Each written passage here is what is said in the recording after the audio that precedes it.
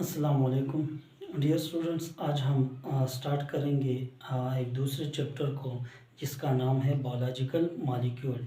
Biological molecule में से एक अहम ऑर्गेनिक कंपाउंड है जिसको क्या कहते हैं, कार्बोहाइड्रेट। कार्बोहाइड्रेट के फार्मूला को हम पढ़ेंगे, उसका आइसोमेरिज्म को, उसके फंक्शन को, उसके सोर्स को। मतलब ये कि एफएससी के लेवल पे जितनी चीज़ें हैं अबाउट द कार्बोहाइड्रेट उन सबको पढ़ने की कोशिश करेंगे। अच्छा, carbohydrate are the organic compound containing carbon, hydrogen, oxygen. जो ओल्ड डिफिनीशन है उसके मुताबिक कार्बोहाइड्रेट हमारे पास एक ऑर्गेनिक कंपाउंड है जो कार्बन, हाइड्रोजन और ऑक्सीजन पे मुश्तमिल है।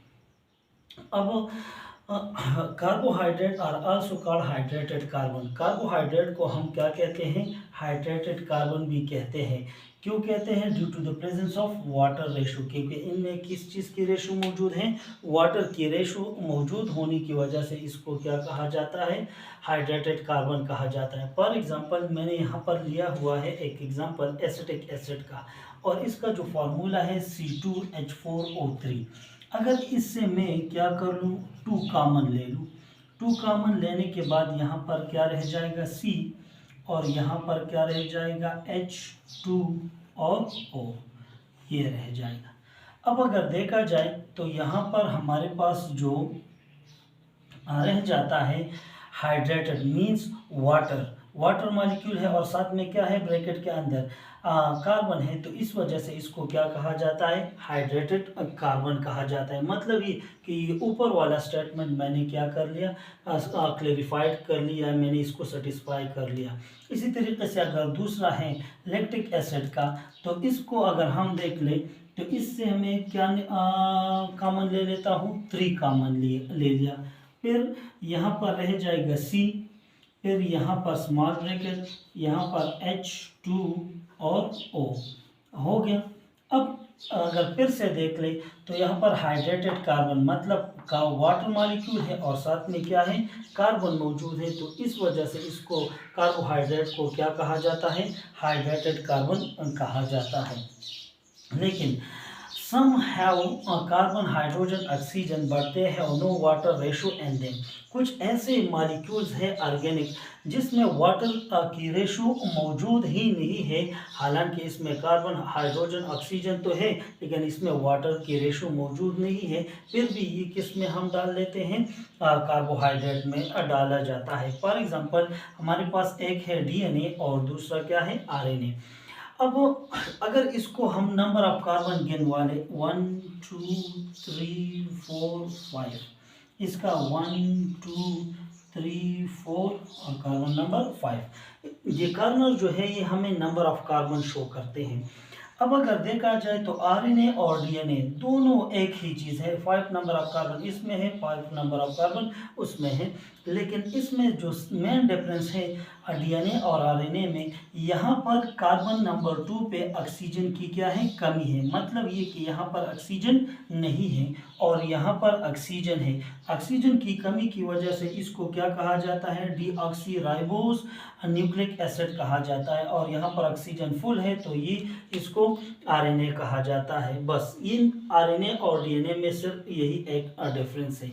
अब अगर देखा जाए तो इसका जो जनरल फार्मूला है वो हमारे पास क्या आता है, C5H10 C5H10O4। अब अगर इससे मैं 5 कॉमन ले लूँ, चलो 5 तो कॉमन ले लिया। 5 के कॉमन लेने के बाद यहाँ पर तो कार्बन रह जाएगा, लेकिन यहाँ पर क्या रह जाएगा, H2 और यहाँ पर 3 में कॉमन ही नहीं लेगा, 4 में कॉमन नहीं ले सकता। मतलब ये कि इससे मैं एक नंबर जो है वो कॉमन नहीं ले सकता, और ना लेने की वजह से मतलब ये कि ये हाइड्रेटेड वाला जो स्टेटमेंट है ये यहाँ पर क्लेरिफाइड नहीं हो सकता। अब इसी वजह से मैंने यहाँ पर लिखा है कि ऐसे कार्बोहाइड्रेट है जिसमें वाटर की रेशो मौजूद नहीं है, फिर भी हम इसको कार्बोहाइड्रेट में डाल लेते हैं। इसकी एग्जांपल आरएनए और डीएनए है। अच्छा, ये तो एक और कंसेप्ट मैंने आप लोगों को बता दिया।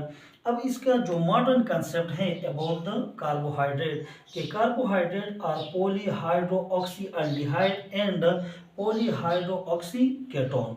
ये एक स्टेटमेंट है अबाउट द कार्बोहाइड्रेट। कार्बोहाइड्रेट किस चीज से बना है? Poly, poly means many, hydro means hydrogen, oxy means oxygen, और अल्डिहाइड फंक्शनल ग्रुप या इसमें मौजूद होगा, या इसमें कौन सा फंक्शनल ग्रुप मौजूद होगा? केटोन। मतलब ये कि यहाँ पर क्या चीज मौजूद है? केटोन फंक्शनल ग्रुप है, और यहाँ पर कौन सा फंक्शनल ग्रुप है? अल्डिहाइड फंक्शनल ग्रुप है। आइए हम पढ़ लेते हैं कि अल्डिहाइड फंक्शनल ग्रुप किस में होगा और केटोन फंक्शनल ग्रुप जो है वो किस में मौजूद होगा।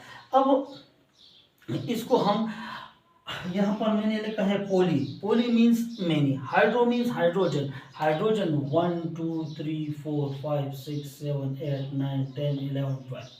अब यहाँ पर हाइड्रोजन भी ज़्यादा है, ऑक्सीजन भी ज़्यादा है, और हाँ, या तो कीटोन फंक्शनल ग्रुप मौजूद होगा या अल्डिहाइड फंक्शनल ग्रुप इसमें मौजूद होगा। आइए चलो पढ़ लेते हैं। यहाँ पर कार्बन नंबर 1 2 3 4 5 6, कार्बन 1 2 3 4 5 और 6। अब दोनों में नंबर ऑफ कार्बन जो है वो सेम है, नंबर ऑफ ऑक्सीजन भी सेम है, नंबर ऑफ हाइड्रोजन भी सेम है, लेकिन जो मेन चीज़ है वो एक में अल्डिहाइड फंक्शनल ग्रुप है और दूसरे में क्या है? केटोनिक फंक्शनल ग्रुप है। अगर आप लोग इस पे गौर कर लो, इस वाले पे, तो ये फंक्शनल ग्रुप आप लोगों को मिलेगा किस चीज़ में? ग्लूकोज में। और ये वाला फंक्शनल ग्रुप जो है ये आप लोगों को मिलेगा किस चीज़ में? फ्रुक्टोज में। देखिए ये फ्रुक्टोज में ये वाला मौजूद है। अब यहाँ पर हम कहते हैं कि अगर इनका जो मॉलिक्यूलर फार्मूला है वो हमारे पास आता है C6H12O6, यहाँ पर भी C6H12O6।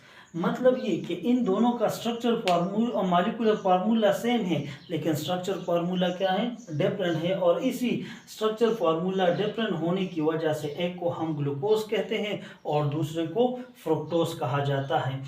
इस टर्मिनोलॉजी को एक्सप्लेन करने से पहले हम एक चीज़ पढ़ लेते हैं जिसको क्या कहते हैं? Isomerism. The compound which have same molecular formula but different structure formula, the compound are called isomer। ऐसे कंपाउंड जिसकी मॉलिक्यूलर फार्मूला अलग सेम हो लेकिन स्ट्रक्चर फार्मूला क्या हो? डिफरेंट हो, तो उस प्रोसेस को या उस फिनोमेना को क्या कहते हैं? आइसोमेरिज्म। और आइसोमर्स कहा जाता है उस कंपाउंड को, और इस प्रोसेस को क्या कहा जाता है? आइसोमेरिज्म। मतलब ये कि फ्रुक्टोज और ग्लूकोज एक दूसरे के क्या है? आइसोमर्स है।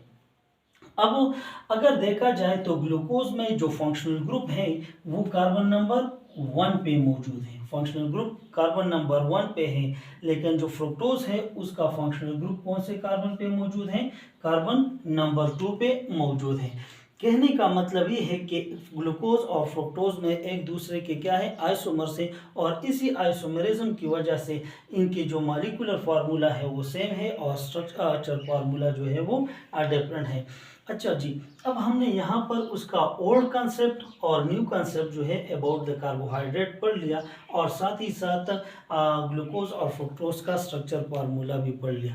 अब आगे जाके हम क्लासिफिकेशन ऑफ कार्बोहाइड्रेट के बारे में पढ़ेंगे कि कार्बोहाइड्रेट को हम मोनोसेकेराइड, ओलिगोसेकेराइड और पॉलीसेकेराइड में डिवाइड कर लेते हैं किस तरीके से। नेक्स्ट वीडियो में हम वो देखेंगे। Thank you.